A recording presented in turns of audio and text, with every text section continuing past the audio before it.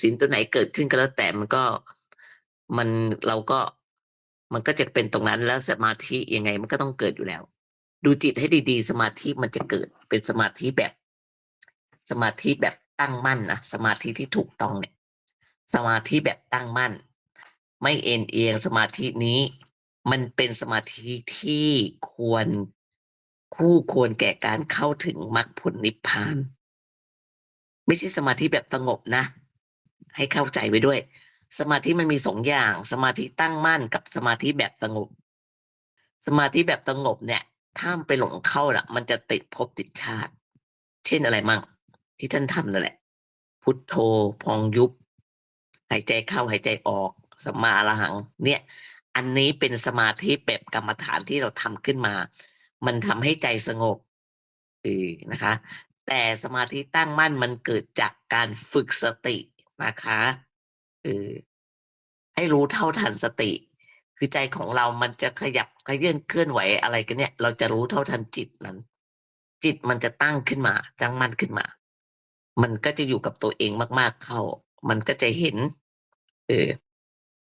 เกิดเป็นสมาธิตั้งมั่นขึ้นมาสมาธิอันนี้แหละคือสมาธิที่บรรลุเข้าถึงมรรคผลนิพพานส่วนไอ้สมาธิสงบที่เราทำความสงบนั่นแหละที่แม่ชีบอกให้ทำความสงบเพื่อที่จะไปหาจิตที่มันนิ่งมันเฉยนะคะสมาธิที่สงบเนี่ยเป็นสมาธิที่มันเป็นแบบสมาธิพักชั่วคราวมันเป็นสมาธิของพวกฤาษีชีไพรนะ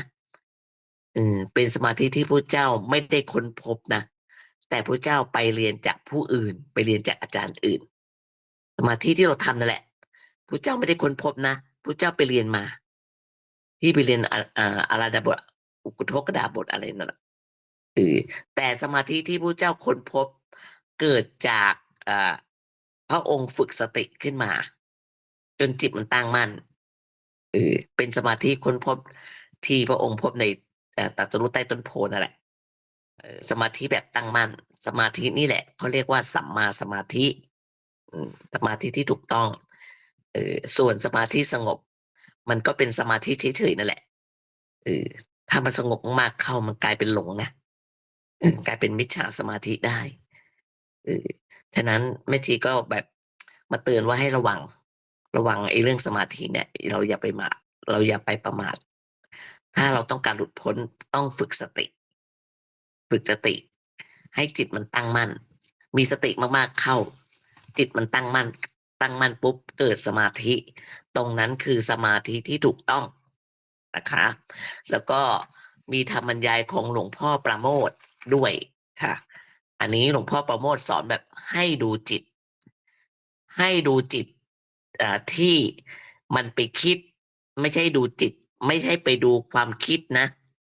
เดี๋ยวฟังธรรมของหลวงพ่อจะพูดเรื่องดูจิตที่มันเข้าไปรู้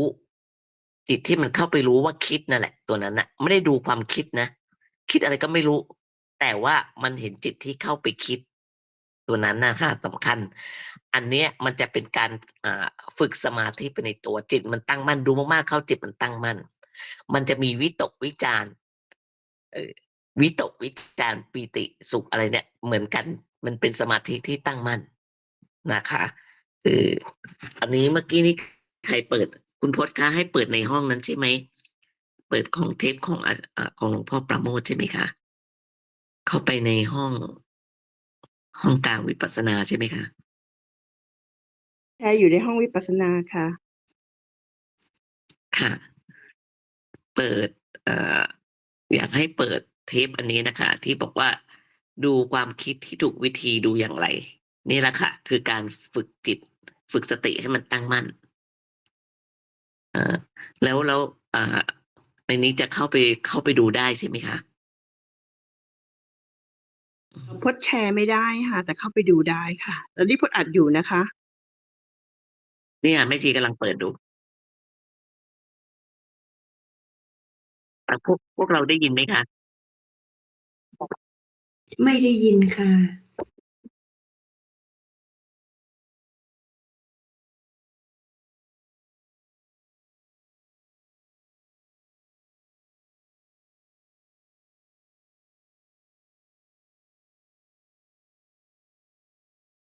คือที่หลวงพ่อบอกว่า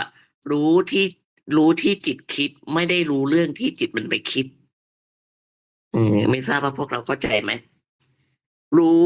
มันไม่ใช่รู้เรื่องที่จิตคิด แต่รู้ว่าจิตมันคิดกลัวสับสนค่ะ ไม่ได้รู้เรื่องที่จิตมันคิด แต่รู้ว่าจิตมันคิด เข้าใจไหมครับพี่เล็ก เดี๋ยวแป๊บหนึ่งนะ ถ้าใช้วิธีนี้ได้ไหมคะลองดูนะคะ ค่ะค่ะ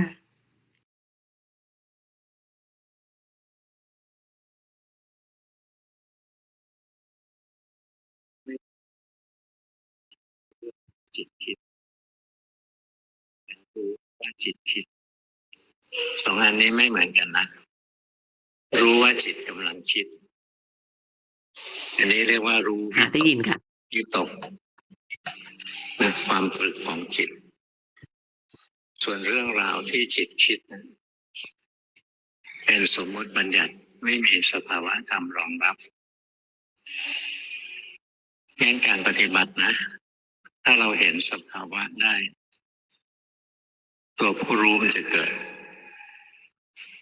อย่างที่สอนบ่อยๆว่าให้นั่งปฏิบัติไปแล้วจิตหลงไปคิดให้รู้ทันรู้ที่จิตหลงคิดนะไม่ใช่รู้เรื่องที่จิตคิดคนละอันกันถ้ารู้เรื่องที่จิตคิดไม่มีวันสิ้นสุดเลยเพราะมันคิดได้ทั้งวันทั้งคืนหมามันก็รู้นะเวลามันคิดอ่ะทำไมมันไม่บรรลุมรรคผลมันคิดเรื่องอะไรมันก็รู้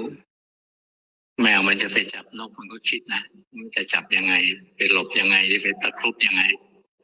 ทำไมมันไม่บรรลุมรรคผลเพราะมันรู้แต่ความคิดมันไม่เคยรู้ว่าจิตกำลังคิดแทนที่ให้ทำกรรมฐานอย่างหนึ่งนะเป็นหายใจเข้าพูดออกโทนี่ตัวอย่างอะไรก็ได้กรรมฐานหายใจเข้าพูดหายใจออกโทแล้วจิตมันหนีไปคิดเรื่องอื่นมันลืมพุทโธลืมหายใจเรารู้ทันว่าจิตหนีไปคิดทันทีที่เรารู้ว่าจิตหนีไปคิดปุ๊บนะจิตที่หนีไปคิดจะดับทันทีนะจิตผู้รู้ก็จะเกิดขึ้นทันทีเราก็จะได้ตัวจิตที่ดีมาจิตของพวกเราเป็นจิตสเปสสปะนะเป็นจิตผู้หลงไม่ใช่จิตผู้รู้หลงไปดูรูปหลงไปฟังเสียงหลงไปดมกลิ่นหลงไปริมรสหลงไปรู้สัมผัสทางกายหลงไปคิดนึกทางใจไม่ใช่จิตผู้รู้จิตที่เป็นผู้รู้นั้นมันรู้ทันสภาวะธรรมที่กำลังมีกำลังเป็นส่วนใหญ่จิตของเรามันหลงทั้งวันอ่ะครูบาอาจารย์ก็เลยเน้นบอกว่าให้ทำกรรมฐานไปจิตหลงแล้วรู้จิตหลงแล้วรู้ที่จริงจะใช้สภาวะธรรมอันอื่นก็ได้อย่างถ้าจิตเราโกรธเรารู้ว่าจิตโกรธนะความโกรธจะดับและจิตผู้รู้ก็จะเกิดเหมือนกันเนี่ยกุญแจมันอยู่ตรงนี้นะให้เรารู้สภาวะธรรมที่กำลังมีกำลังเป็นไม่ใช่รู้เรื่องราวที่คิดความคิดนะปิดบังความจริงปิดบังสภาวะธรรมไว้เวลาที่เราหลงไปในความคิดใช่ไหมเรามีร่างกายเราลืมร่างกายเรามีจิตใจเราก็ลืมจิตใจร่างกายจิตใจของเราเนี่ยคือสภาวะธรรมธรรมะอยู่ที่กายที่ใจนี้ไม่ได้อยู่ในโลกของความคิดแต่อยู่ในโลกของความเป็นจริงคือความรู้เนื้อรู้ตัวเพราะฉะนั้นเราต้องฝึกให้ได้จิตที่เป็นผู้รู้ก่อนวิธีที่จะฝึกให้จิตเป็นผู้รู้ก็คือรู้ทันจิตที่มันหลงรู้กับหลงมันเป็นสิ่งตรงข้ามกันจิตเราหลงไปคิดรู้ทันหลงลองลงมาก็คือหลงไปดูเดี๋ยวดูโน่นดูนี่โน่นจิตไปอยู่ที่คนอื่นละรู้ว่าจิตหนีไปอยู่ที่คนอื่นไม่ใช่รู้ว่าเห็นอะไรถ้ารู้ว่าเห็นอะไรมันก็เหมือนรู้ว่าคิดเรื่องอะไรนั่นแหละให้รู้ว่าจิตหลงไปดูรูปจิตที่หลงไปดูรูปจะดับจิตผู้รู้จะเกิดทางหลงอันที่3นะเบอร์3เบอร์1เนี่ยหลงไปทางใจคือหลงไปคิดเกิดทั้งวัน รองลงมาสำหรับคนที่ตามไม่บอดหลงไปดู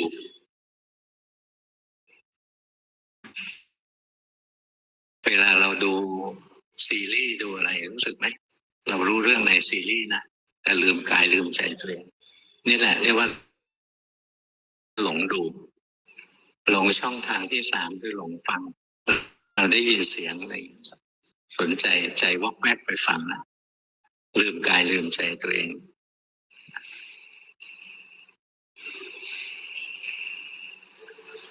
หลงที่เกิดบ่อยที่สุดก็คือหลงใจทางใจนะคือหลงไปคิดเพราะงั้นครูบาอาจารย์จะเน้นมา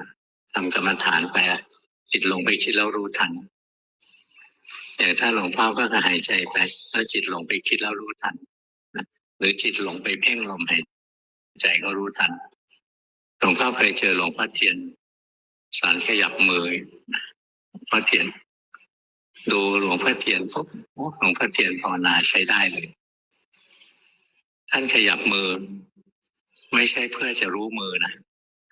ท่านขยับมือเพื่อให้รู้สึกตัว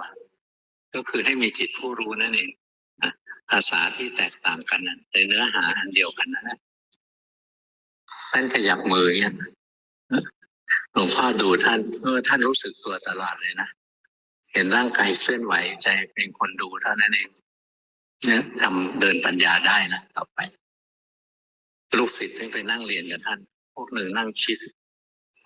ท่านี้แล้วต่อไปจะท่าไหนมัวแต่คิดนะมาท่านี้แล้วก็ยกแล้วถัดไปก็อันนี้อีกนี่หลงแต่เรื่องคิดนะ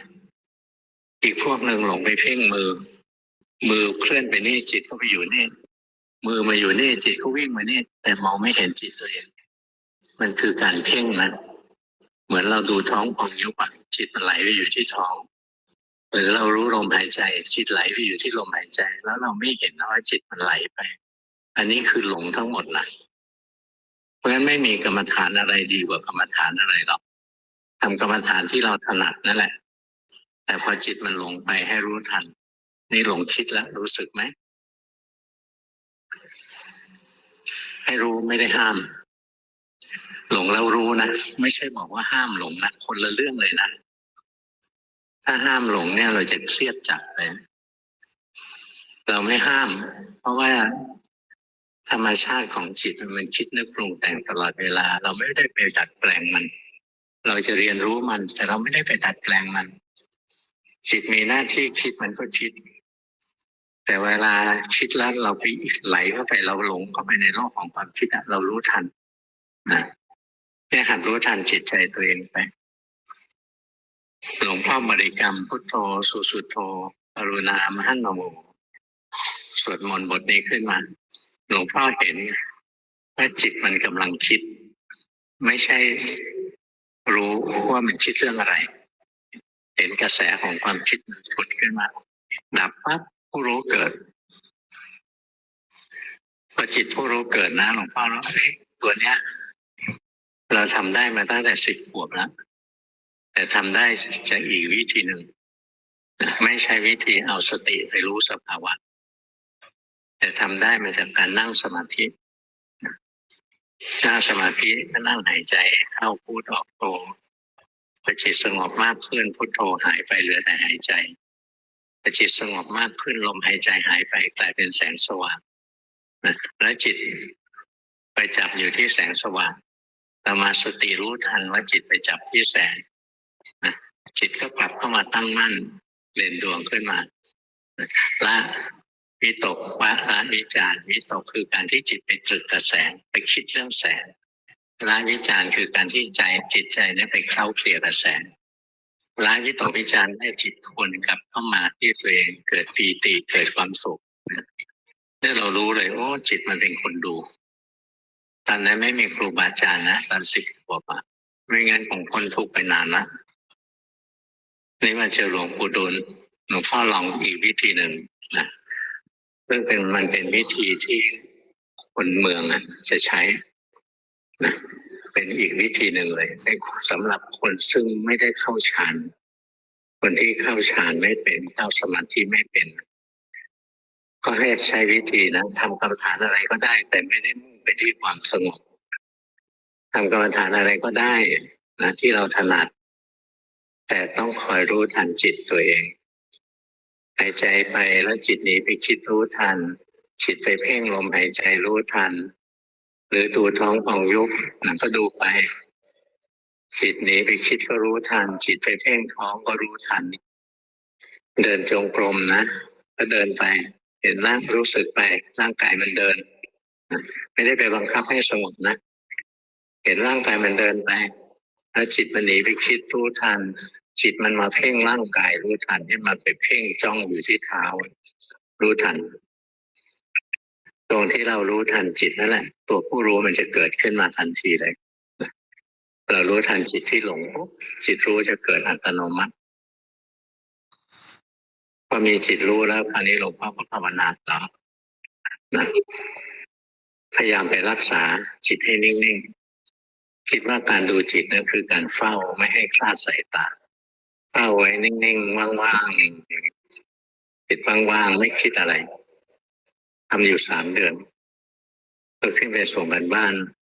หลวงปู่ดูลเห็นท่านบอกทำผิดแล้วจิตเป็นผู้คิดผู้นึกผู้ปรุงผู้แต่งเราไปทำจนมันไม่คิดไม่นึกไม่ปรุงไม่แต่งทำผิดแล้วไปทำไมให้ไปอ่านจิตการอ่านจิตก็เหมือนอ่านหนังสือเราไม่ใช่คนแต่งหนังสือในหนังสือนิยายมีบทรักเราก็รู้มีบทโกรธเราก็รู้มีบทตื่นเต้นเราก็รู้แล้วอ่านจิตของเราเหมือนอ่านนิยายจิตเราเกิดความรักเราก็รู้จิตเราเกิดความโกรธเราก็รู้จิตเราตื่นเต้นก็รู้จิตเรากลัวก็รู้เนี่ยอ่านอย่างนี้ไปเรื่อยๆโดยพ่อใช้เวลา4 เดือนจากจุดนี้นะวันหนึ่งจิตมันก็รวมเข้าไปแล้วก็เข้าใจจิตนี้ไม่ใช่ตัวเรามันสุขได้เองมันทุกข์ได้เองมันโกรธได้เองมันรักได้เองมันตื่นเต้นได้เองมันกังวลได้เองเห็นมันทำงานของมันได้เองมันไม่ใช่เราขึ้นไปกราบหลวงปู่ดูลครั้งที่ 3ท่านก็บอกว่าเข้าใจแล้วล่ะการปฏิบัติพึ่งตัวเองได้แล้วต่อไปนี้ไม่ต้องเรียนกับท่านก็สามารถไปด้วยตัวเองได้แต่หลวงพ่อก็ไปนะไปเรื่อยๆนะครูบาอาจารย์ยังอยู่ก็ต้องฉวยโอกาสไปเนี่ยฝึกอย่างนี้ไปได้นะอ่านจิตตัวเองให้ออกอ่านจิตตัวเองได้แล้วเราจะเข้าใจจิตเข้าใจจิตว่าเป็นยังไงเข้าใจจิตว่าจิตไม่เที่ยงนะเข้าใจจิตว่าไม่ใช่ตัวเราหรอกเราบังคับมันไม่ได้คือเห็นอนิจจังเห็นอนัตตาไปนั่นแหละคือการเจริญวิปัสสนากรรมฐานนะเพราะฉะนั้นเราอ่านจิตเราอย่างที่จิตเป็นนะฮะจิตรักก็รู้จิตโกรธก็รู้จิตโลภจิตหลงก็รู้ไปในที่สุดปัญญามันจะเกิดจิตแต่ละอย่างไม่เคยเที่ยงโกรธก็ไม่โกรธตลอดรักก็ไม่รักตลอดจิตทุกอย่างเราสั่งไม่ได้มันทำงานของมันเองมันโกรธเรามันก็โกรธได้เองมันรักมันก็รักได้เองนี่เห็นอนัตตานะเหมือนการอ่านจิตตนเองนะเราก็จะเห็นความจริงของจิตว่าจิตมันไม่ใช่ตัวเราไม่ใช่ของเราถ้าเราเห็นตรงนี้นะเราก็ได้ธรรมะนะถ้าเราเห็นนะเห็นนี่หลวงพ่อเรียนมาจากหลวงปู่ดูลนะวันนี้เทศให้ฟังเท่านี้นะไปทำเอาไปอ่านจิตตัวเองเอาจบแล้วค่ะ เป็นไงคะพอเข้าใจไหมคะพี่เล็กพอเข้าใจไหม ค่ะค่ะเข้าใจค่ะแม่ชี ค่ะบอกแล้วว่าไม่ได้เอาความสงบให้ดูจิตค่ะแล้วมันจะมีตัวผู้รู้ขึ้นมานะคะไม่ชี้ไม่เน้นเรื่องความสงบพูดมาได้กี่ทีแล้วบอกไม่เอาความสงบค่ะความสงบที่บอกว่ามันเป็นมิจฉาสมาธิทำมากๆเข้ามันจะหลงนะคะแต่จิตที่มันตั้งมั่นที่มันดูที่มันรู้อยู่ตลอดว่าเรามีหลงเราคิดนู่นคิดนี่เราโกรธเราฟุ้งซ่านเนี่ยเรารู้ เรารู้อยู่ตลอด เอ้ยมันฟุ้งซ่านแหละพอมันรู้ขึ้นมามันจะตัดเลยนะ ความฟุ้งนั้นมันก็จะหายไป มันสำคัญตรงนี้ค่ะตรงจิตรู้สำคัญตรงนี้ ก็คือไปดูรู้ทำไม ก็คือตรงนี้อ่ะมันสำคัญที่ว่า พอเรารู้ว่าเราโกรธมันมีความโกรธขึ้นมา ได้ยินเสียงใครว่าเราโกรธขึ้นมา แล้วรู้ทันทีเลยว่าโกรธแล้วความโกรธมันจะหายไปทันที นี้คือความสำคัญของมันพอความโกรธมันหายเราจะเห็นตัวจิตตัวผู้รู้ ที่มันไปรู้ตัวโกรธนั่นแหละค่ะเราไม่ต้องไปสนใจว่าโกรธเรื่องอะไร อันนั้นไม่สำคัญนะคะฉะนั้นแม่ชีไม่ได้เน้นเรื่องความสงบความสงบมันเป็นสมาธิอย่างที่บอกเป็นสมาธิของฤาษีชีไพรแต่เราก็ทำกรรมฐานมา เพื่อมันเป็นฐานเฉยๆนะคะ อย่างที่หลวงพ่อปราโมทย์ท่านเทศเนี่ย ก็เลยว่าแม่ชีก็เลยดึงมา ไปดูใน TikTok นะคะ ดูคำสอนครูบาอาจารย์แล้วก็ได้ดึงเอามา แล้วก็แบบว่ากำลังจะพูดเรื่องสมาธิที่ถูกต้องอยู่พอดี ก็เจอคลิปอันนี้พอดีเลย เพิ่งเจอนะคะ ก็เลยเอามาให้พวกท่านฟังกันแล้วเดี๋ยวพรุ่งนี้ ตอนบ่ายของประเทศไทยไม่ก็จะให้คุณพจน์เปิดแบบนี้อีกนะคะ ให้ได้ยินเสียงก็พอไม่เป็นไรค่ะก็คือบางท่านก็เน้นเรื่องสมาธินะคะพี่เล็กเข้าใจเนาะคุณพินทิพย์เข้าใจไหมคะพอเข้าใจไหม พอเข้าใจค่ะแม่ชี อันนี้คือวิปัสสนาหรือเปล่าคะคือว่ารู้ทัน ใช่ใช่ ใช่ใช่ไหมคะ โอเค ตัวรู้ เข้าใจ เลย แล้ว นั่นแหละมัน ค่ะ เป็นวิปัสสนาค่ะ ค่ะ เข้าใจค่ะ คำว่าวิปัสสนาก็คือมันเห็นตัวจิตรู้นะคะ วิปัสสนาก็คือเห็นความจริงนะคะ เห็นความจริงเห็นความวิเศษอะไรแบบนี้เนี่ย วิปัสสนาก็คือเห็นอะไรที่มันวิเศษนั่นแหละก็คือเห็นตัวนี้ วิปัสสนาไม่ใช่ว่าไปนั่งไปเดินจงกรมวิปัสสนาคือดูจิตตัวเอง สมัยพุทธกาลไม่มีคำว่าวิปัสสนานะพุทธเจ้าบอกให้ อ่า มีคนไปหาพระเจ้าก็บรรลุธรรมตรงนั้นเลย เป็นอรหันต์เลยนะพระเจ้าก็จะเทศเรื่อง ท่านก็จะให้ธรรมะพระองค์จะรู้ว่าคนนี้จริตเป็นยังไงไงก็จะเทศเรื่องนี้ให้เหมาะสำหรับตัวเขาเงี้ยก็คือพอเน้นเรื่องประมาณเรื่องจิตทำจิตแบบนี้สิจะไม่เกิดความทุกข์ปฏิบัติจิตแบบนี้สิจะได้ไม่เกิดความทุกข์อย่างนั้นอย่างนี้ แต่ละคนก็จะไม่เหมือนกันนะคะ มันถึงแบบความสอนพระเจ้าก็จะมีหลาย ๆ แบบแต่รวมแล้วก็คือว่าทำยังไงก็ได้ไม่ให้จิตมันมีความทุกข์นะคะสมัยพุทธกาลไม่มีคำว่าวิปัสสนานะแต่นี่ก็คือวิธีนี้ก็คือหลวงพ่อบอกให้ดูจิตรู้เข้าไปหลวงพ่อปราโมทย์ท่านก็เอามาจากหลวงปู่ดุลอย่างที่แม่ชีสอนก็คือแม่ชีเจาะเข้าไปถึงคำว่าจิตเฉยแต่ว่ากลัวว่ามันจะยากไป แต่ถ้าเกิดดูจิตรู้มันจะง่ายกว่า รู้อะไรเหรอรู้นี่อาการเป็นไปของจิตเรานั่นแหละ ไม่รู้เรื่องราวนะคือให้ดูตัวที่มันจิตที่มันเข้าไปรู้ แต่ไปรู้เรื่องอะไรไม่รับรู้ถ้าไปรู้ตรงนั้นนะมันรู้ไม่จบอ่ะ อย่างที่หลวงพ่อบอกอ่ะไปรู้เรื่องราวอะไรต่างๆ มันก็รู้ไม่จบสักทีหนึ่งแต่เราไปรู้ไอ้ตัวที่มันไป ที่อย่างสมมติว่าเราโกรธเราจะต้องไปรู้ไหมโกรธเรื่องอะไรไม่ต้องรู้ค่ะ รู้ว่าจิตกำลังเกิดโกรธให้รู้แค่นี้ จิตที่มันเข้าไปตัวรู้มันจะมีตัวรู้ขึ้นมา เราไปรู้ปุ๊บไปรู้โกรธไปรู้กิเลสของเราพูดง่ายๆมันจะมีตัวรู้ขึ้นมาไงทันทีเลย เราไปรู้ตรงนี้ เราไปรู้ตรงนี้จิตแส่สายจิตฟุ้งซ่านรู้ว่าฟุ้งซ่านมันก็จะเกิดจิตผู้รู้ขึ้นมาคือตัวนี้ ไอ้จิตผู้รู้ตัวนี้แหละ คือตัวจิตนิ่งจุดเฉยที่แม่ชีเน้นนั่นแหละ แต่ของแม่ชีมันอาจจะยาก มันจะเข้าไปลึกนิดนึงมันจะละเอียดนิดนึงเข้าไปดูจิตเฉยเลยเหรอมันไม่เห็นอย่างเงี้ย แต่เราจะเห็นตัวรู้ง่ายกว่า วิธีของหลวงพ่อปราโมทย์ก็ใช้ได้จะง่ายกว่าด้วยอาจจะง่ายกว่าของแม่ชีของแม่ชีจะเจาะเข้าไปตัวที่จิตเฉยเลย ถ้าเจาะเข้าไปตัวที่จิตเฉยจิตนิ่งจิตเฉยเห็นตัวนี้บ่อยๆมันจะเร็วแต่ว่าท่านจะเจาะไม่ได้ก็ต้องเป็นแบบไปดูตัวรู้ ไปรู้ขึ้นมาพูดง่ายๆนะคะแม่ชีบอกว่าไม่เน้นเรื่องความสงบไงแต่ว่าพวกท่านจะเน้นเรื่องต้องให้มันสงบต้องให้จิตมันรวม ไม่จริงเลยไม่ได้ จิตรวมจิตไม่รวมก็รู้ว่าไม่รวม เน้นตรงนี้ค่ะ จิตไม่สงบก็รู้ไม่สงบจิตมันไหลไปก็รู้ว่ามันไหลไป ถ้าไม่รู้ ถ้ามันไหลไปปล่อยให้มันไหลไป คือจิตมันยังไม่ตั้งมั่น สมาธิมันไม่เกิดนะคะ มันจะมีแต่นิวรณ์ก็คือความฟุ้งไปหมดเลยมันจะเป็นอย่างนั้นนะ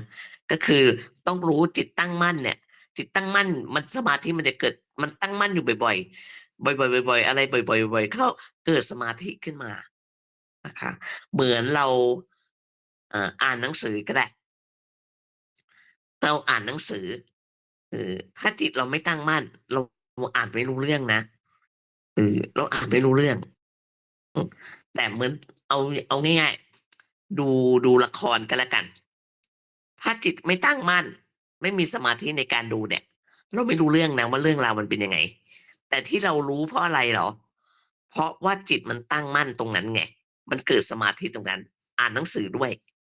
เวลาอ่านหนังสือต้องใช้สมาธิไหม ต้องใช้ ถ้าไม่ใช้สมาธิไม่เข้าใจนะคะมันจะไม่เข้าใจ เหมือนเราดูจิตตรงเนี้ย แต่นี่มันยากเข้าไปหน่อย มาดูตัวรู้ มารู้เรื่องที่จิตมันเป็นไป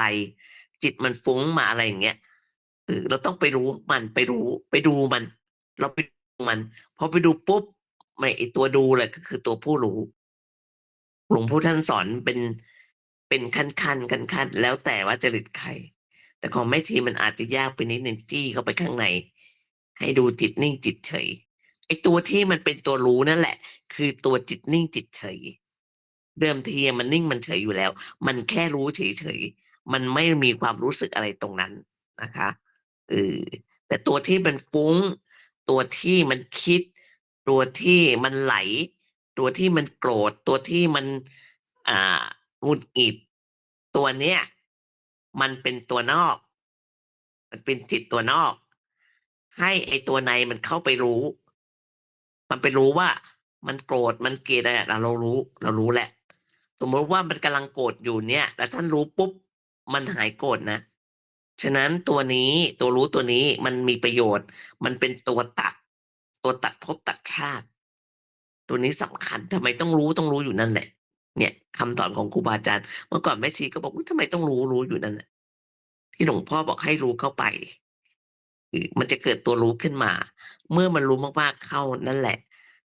มันจะเกิดสมาธิที่ตั้งมั่น อันนี้คือสมาธิที่ถูกต้อง เรียกว่าสัมมาสมาธิ ไม่ใช่สมาธินิ่งสงบที่เราทำกัน ไม่ใช่นะ อันนั้นสมาธิฤาษีชีไพรไม่ใช่สมาธิของพระพุทธเจ้า แต่พระเจ้าก็ไปเรียนจากครูบาของพระเจ้าเช่นอาราดาบทอุทกดาบทเรียนถึงสมาธิถึงขั้นฌาน8นะคะ เป็นฌาน8ขึ้นมา ถามว่ายังหลุดพ้นได้ไหมก็ยังไม่หลุดพ้นเลย มันก็แค่สงบมากๆเข้ากลายเป็นหลงนะคะ มันหลงได้นะหลงก็คิดว่าตัวเองบรรลุธรรมแล้วมันนิ่งสงบ การบรรลุธรรมมันไม่ได้เกิดจากความนิ่งสงบนะ ไม่ใช่นะ มันเห็นจากความเป็นจริง มันเห็นความเป็นจริงนะคะ มันไม่ได้เกิดว่านิ่งสงบคือการบรรลุธรรมไม่ใช่เลยนะนิ่งสงบมันไม่รู้อะไรนะการบรรลุธรรมคือเห็นตามความเป็นจริงนะคะเห็นความคิดเห็นกิเลสเห็นภพเห็นชาตินี่แหละคือวิปัสสนาที่เราเรียกวิปัสสนาแหละนะคะพอจะเข้าใจกันนะคุณเจเพิ่งเข้ามาใหม่ ใช่ เข้า ค่ะ ใจ เพ ไหม ราะเจ คะ เข้าใจค่ะเจสวดมนต์รุ่งอรุณเสร็จไงก็มีเวลาเข้าไปดีกว่า เลยเข้ามาค่ะ สวัส ไม่ ดี เคย ค่ะ ไม่ ตะ ไม่ กี้ยัง เคยเห็นเลย ค่ะ เพราะสวดรุ่งอรุณเสร็จบางทีมันก็เสร็จช้าไงบางทีก็ พอดีมันเหลือเวลาอีก เหลือเวลาก็เข้ามาฟังแม่ชีดีกว่าอย่างเงี้ย ค่ะ ก็ยินดีต้อนรับนะคะ ข แม่ อบ ชี คุณ ก็ นะค จะ ะ พูดวัน ขอบคุณค่ะ วันอังคารกับวันพุธค่ะนะคะ อันนี้เดี๋ยวเหลือเวลา เราพอจะสมาธินิดหนึ่งไหมพี่ อ๋อ เล็ก ดี ส ค่ะ มา ดี ธิ ค่ะ นิดหนึ่งให้ดูจิตนะคะ ค่ะ ให้ดูจิต ค่ะ ที่มันไหลมาอะไรไม่เอาสงบนะคะ อย่างที่หลวงพ่อนะคะ แม่ชีต้องเอาครูบาอาจารย์มา เรียกว่า เอามารองรับคำสอนของแม่ชีด้วย มันจะได้พวกท่านจะได้มั่นใจขึ้นไงเนาะแต่ของแม่ชีอะมันอาจจะยากสำหรับบางคนนะโอ้โฮจี้เข้าไปข้างในเลยเหรอ จี้เข้าไปในจิตเฉยจิตนิ่งเลยเหรอมันก็เลยยากนิดหนึ่งแต่ว่าถ้าได้เห็นปุ๊บมันจะเดินทางง่ายเลย หรือแต่ของหลวงพ่อปราโมชก็แบบท่านก็จะสอนเป็นสเต็ปไป ก็ได้ก็ใช้ได้ครับนะคะเพราะแม่ชีฝึกมาก็ฝึกแบบมีสเต็ปเหมือนกัน แต่สุดท้ายมันไปเจอตัวจิตนิ่งจิตเฉยขึ้นมา แล้วก็เลยเอามาลองแบ่งปันในห้องนี้ ปรากฏว่ามันก็มีผู้ที่อ่าไปได้นะเขาไปทางนี้ได้เหมือนกันนะคะ แต่ว่าอันนี้ลงแนวทางของหลวงพ่อปราโมชก็แม่ชีก็ก็คิดว่าก็ดีอ่ะมันก็ดีเลยแหละแนวทางอันนี้ก็คือเมื่อกี้แม่ชีก็ส่งคลิปไปให้น้องสาวนะน้องสาวเขาก็ยกนิ้วโป้งให้เลย คือบางครั้งก็อาจจะไม่ค่อยเห็นจิตนิ่งจิตเฉยเพราะจิตเขาไม่นิ่ง แต่เขาดูตัวนี้ปุ๊บให้ดูตัวรู้เข้าไป มีตัวรู้เข้าไปรู้ เข้าไปรู้ในความคิดของเรานะคะก็ลองดูนะมีเวลาอีกสักนิดหน่อยเนาะนะคะพี่เล็กคุณพินทิพย์นะคะเดี๋ยวหมดเวลาแล้วแม่ชีเข้ามา ลองดูตามดูจิตเรา ตามดูเราว่ามันทันไหม ทันความคิดทันพูดง่ายๆว่าทันความฟุ้งซ่านอะไรของเราไหมทันความวุ่นอะไรที่เรามีไหมลองดูมันวุ่นวายยังไง เรารู้วุ่นวายแหละ เนี่ย แล้วมันจะหายวุ่นวายนะมันมีขึ้นมาอีกใช่ไหมก็รู้อีก รู้ไปเรื่อยๆรู้ไปเรื่อยๆนะคะอ่ะงั้นเดี๋ยวแม่ชีปิดไมค์นะแล้วเดี๋ยวหมดเวลาแล้วแม่ชีจะเข้ามาค่ะ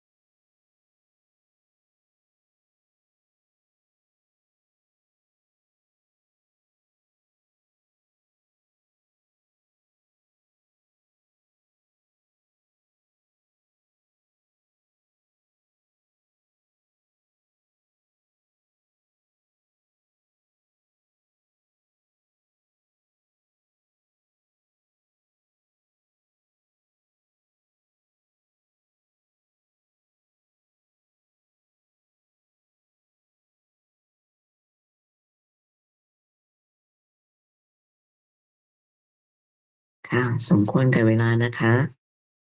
อ่าคุณพินทิพย์เป็น ค่ะ ไงมั่งคะ ตามกิจทันไหม? ก็ ค่ะ แรก ๆ ก็ไม่ค่อยทันค่ะ ก็ฟุ้งไปไกลกว่าจะรู้ว่า โอ้ นี่ฟุ้ง แต่ว่าพอสักพักหนึ่งก็พอจะตามทันว่า อ่า เหมือนกับนั่งแล้วแบบพอมันคันก็รู้ อ๋อ นี่คัน พอเดี๋ยวท้องร้องก็ โอ้ นี่ท้องร้อง ไม่ ค่ะ อย่างงี้ได้ใช่ไหมคใะ? ช่ แม่ชี ๆ ๆ ใชโอ่เคค่ะ ค่ะ ใชค่ะ ่ ขอบพระคุณค่คือะ มันอะไรเกิดขึ้นแล้วก็รู้ นี่รู้แล้ว ถ้ามันรู้ว่าฟุ้งไปไกล แต่ก็กลับมาได้ก็โอเค นะคะ ค่ะ คือมันฟุ้งขอบพระคไปใกุณล้ ค่ะ คราวหลังก็ให้มันใกล้นิดหนึ่ง อย่าเนใีห้่ยมัคน่ะ ถลไอ้ตายไปไกล รงเนี้ยค่ะ มันก็คงต้องฝึกนั่ไปนแหละเรคื่่อะ ย ๆ นะก็คะ คมันือวถึงจ่า ะชินค่ะ อันนี้ไงคะที่ว่าต้องฝึกสติ คือสมาธิมันยังไม่ได้ไงนะคะ คือว่าถ้ามันถลายไปไกล คราวหลังก็ดึงให้มันมาใกล้นิดหนึ่ง รู้แล้ว มันไกลแล้ว แต่ก็ถือว่ายังรู้ทันน่ะค่ะ เนาะ เออ คุณเจเจ ชื่อวัยรุ่นคจั่ะ งเลย ค่ะ เจเจ วัยรุ่น เจ จังเล เจ ย ไม่ค่อยได้เข้ามา เพราะว่าเจเจสวดรุ่งอรุณไง พอบาง